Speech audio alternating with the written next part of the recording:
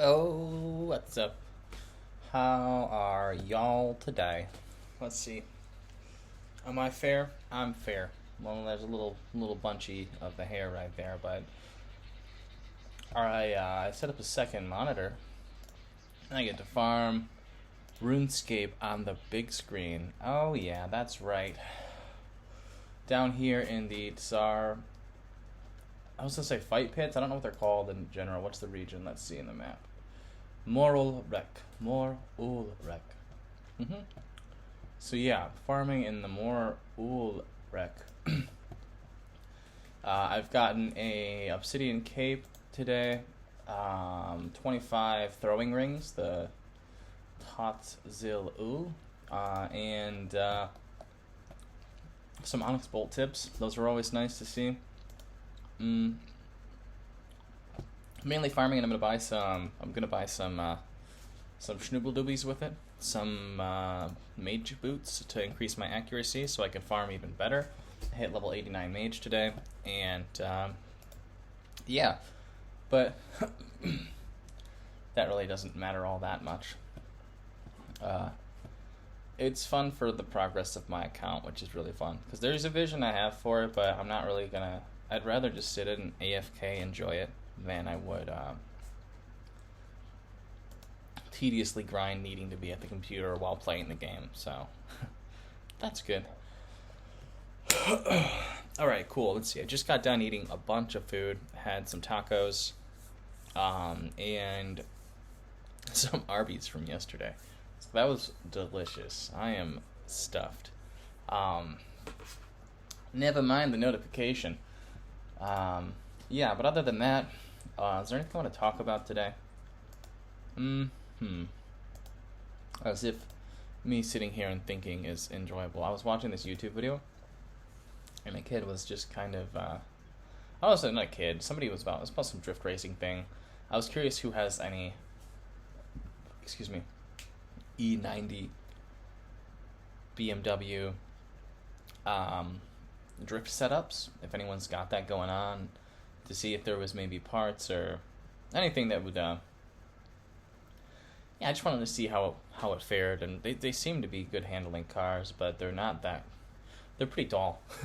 I mean, don't get me wrong, they're sweet looking cars, but yeah. So, and then they came to this point where it was like a straightaway, and it was like this video. It's like a cool day at the track, them driving around and stuff. Then all of a sudden, this dude was doing like an overview, and he was talking, and I was like, wow, I would never watch this. So I closed the video because it was not fascinating, and I'm like, man, maybe I have that effect on on an audience. But I again am just doing this for myself. It's really nice to kind of clear my mind out. It's like a cache cleaner. Archive some thoughts and some current me's.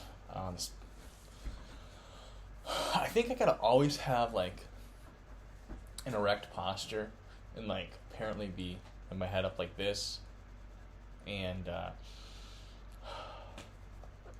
but then I don't look down at anything. It's weird. The downsides of gaming or sitting at a PC, I guess. I don't know. But yeah, there's that. So it's like a wasted video. But let's make it not a wasted video. This is going to be great. I've been reviewing The Richest Man in Babylon. It's a book by George S. Clason. Let's just read the intro part that could pretty much teach you all the lessons that matter. Lo, money is plentiful for those who understand the simple rules of its acquisition. Start thy purse to fattening, which is step 1. Step 2, control thy expenditures. Step 3, make thy gold multiply.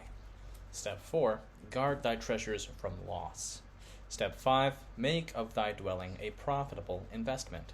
Step 6, ensure a future income. Step 7, the final one, increase thy ability to earn. And the book has stories that slowly go over all of these, all of those principles or rules or whatever the heck you want to consider them. And yeah, it's nice. It's very, very short read. It's got a little just I think it's considered a parable. It's very digestible. It's easy to eat. Easy to eat, page by page. It's really enjoyable to read, and yeah. So, was going over that today. But yeah, let's see here. Other than that, there is Must Die has a remix contest for Never Say Die Records. I was looking at their Black Label, SoundCloud. Apparently, they're not doing it anymore. That's really sad. It was like a goal. It was a goal of mine to be on the Never Say Die Black Label. I think Never Say Die Records in general will be good enough. But yeah, so right now it's kind of a challenge to find enjoyment within my practice. It's mundane. There's more life that I want to live outside of sitting behind a digital audio workstation on my computer. So there was that. I've been practicing some arpeggiation on the old ukulele.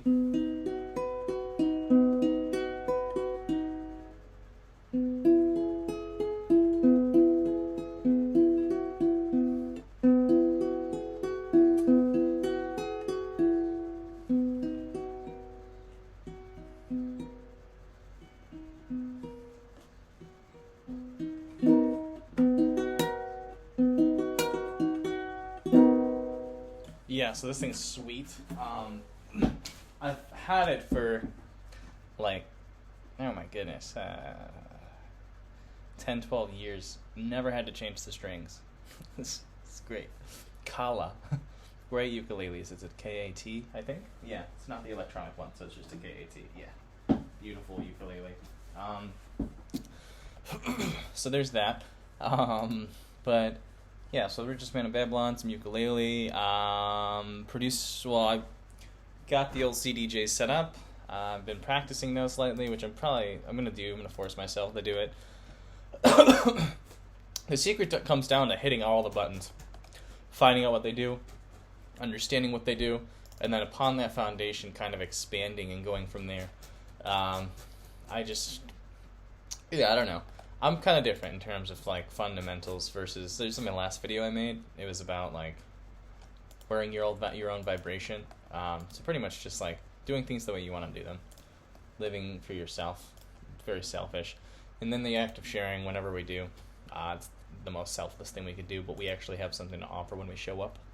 So that's a pretty rad perspective that I enjoy.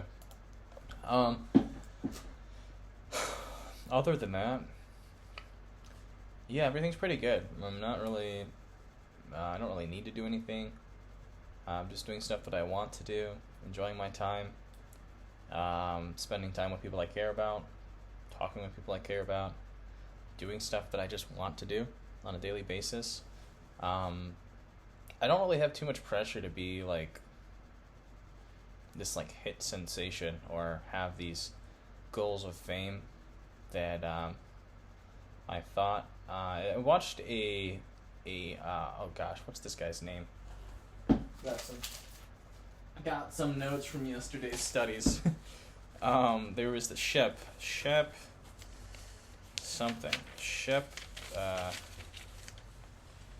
This guy that he managed, it was like years ago, and he managed a lot of great artists, and one of them was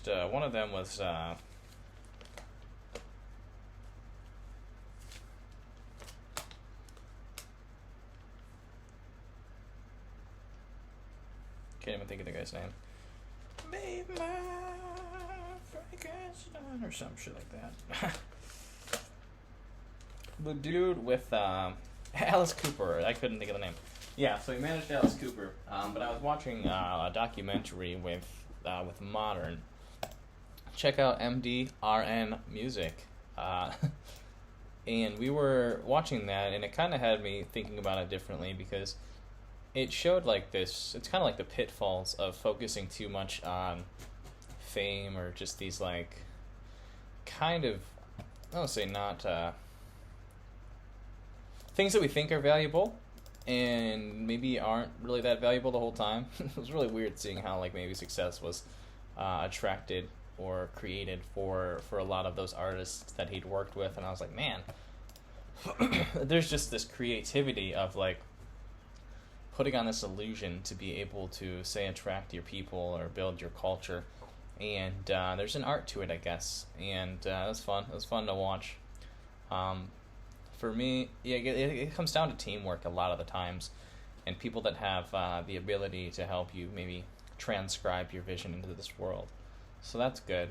I don't ever really want to take the route that any of the success stories in that documentary had been shared, but it was really cool to see somebody's perspective on how to live bountiful through arts or creativity. Yeah, and then it really kind of hammered home this like the value of like family and developing a family and not losing touch of like the things that maybe you're gonna want in the end game anyways. So it's like getting lost in the sauce might not be a good idea. Unless you're just like your goal is to contribute to the art or the industry or whatever you're in. So if you like, that's one thing that I really enjoy.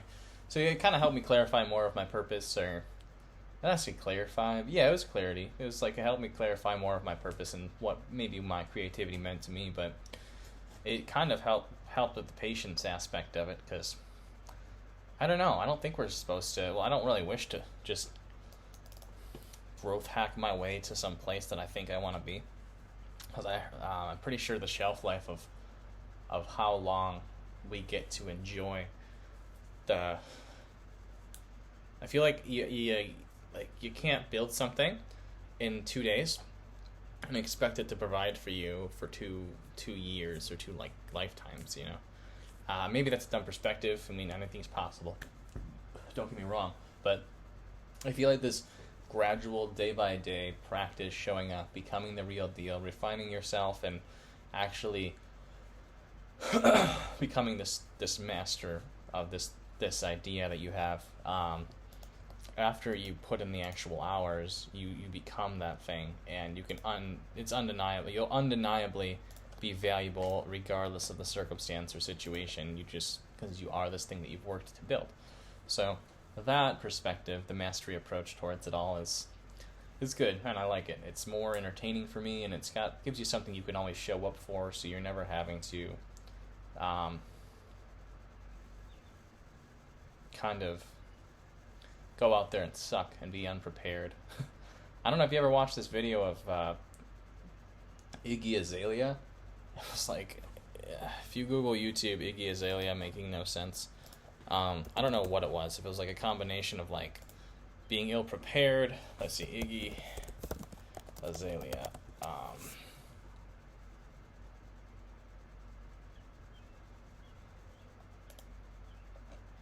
Or maybe it was just a marketing ploy, and I'm saying her name now and it's working.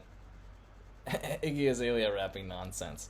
It was pretty much like a scat, but she was like owning it in front of people, and it was like that. It seemed to me like ill preparation or no preparation, or I see that video and I'm like, I need to practice. If there's ever a reason to show up to the mat to make sure your form is refined and you can show up and perform and be the real deal, that's a very inspiring video to practice.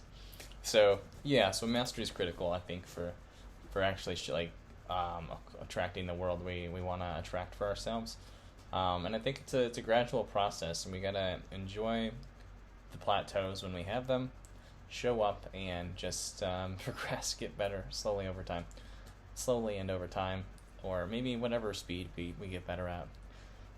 But not like overdoing it. Maybe riding the edge to really see what we have, so we can at least grow and surpass plateaus. Maybe, because I think there's definitely a value to going to the deep end where your feet can't touch the ground when you're swimming, and kind of understanding the reality of the situation and your ability to swim.